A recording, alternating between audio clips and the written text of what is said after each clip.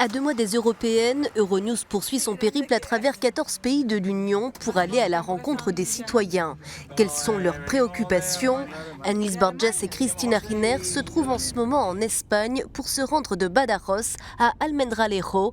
Elles sont montées à bord d'un camion aux côtés de José et Daniel qui passent le plus clair de leur temps dans leur véhicule. Combien d'heures on passe ici? On est là 24 heures sur 24. Et combien gagnez-vous?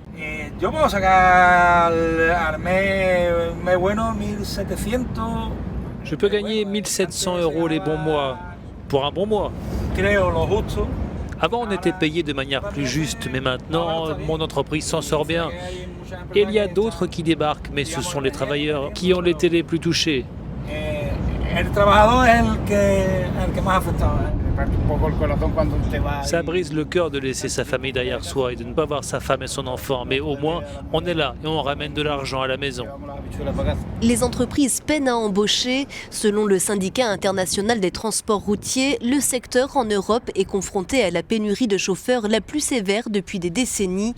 Entre des salaires peu élevés et des journées à rallonge, Daniel et José disent vouloir la même chose que les autres travailleurs de l'Union, de meilleurs salaires et de meilleures conditions de travail. Et ils comptent bien voter en mai prochain. Vous voyagez dans toute l'Europe, vous traversez de nombreux pays. Que pensez-vous du projet européen? Pour vous, est-ce un projet qui a aidé l'Espagne, qui vous a aidé d'une manière ou d'une autre, ou cela ne vous a-t-il pas aidé du tout?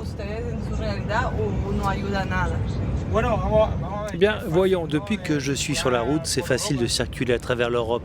Alors qu'avant, c'était plus compliqué. On perdait beaucoup de temps à passer les douanes et tout le reste, hein? Aujourd'hui, les choses sont plus faciles avec la monnaie unique. On n'a plus besoin de continuer de changer de l'argent.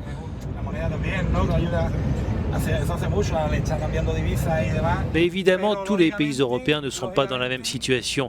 En termes d'infrastructures, l'Allemagne est à des années-lumière de nous, la France aussi.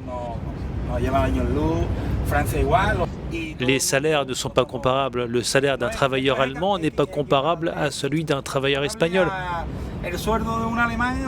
Parfois, on se demande donc à quoi ça sert d'être dans l'Europe. Alors que nos chemins se séparent, José et Daniel devront encore parcourir 260 km pour rentrer chez eux à Huelva, dans le sud de l'Espagne, avant de devoir partir une fois de plus, sillonner l'Europe et passer leur vie sur la route.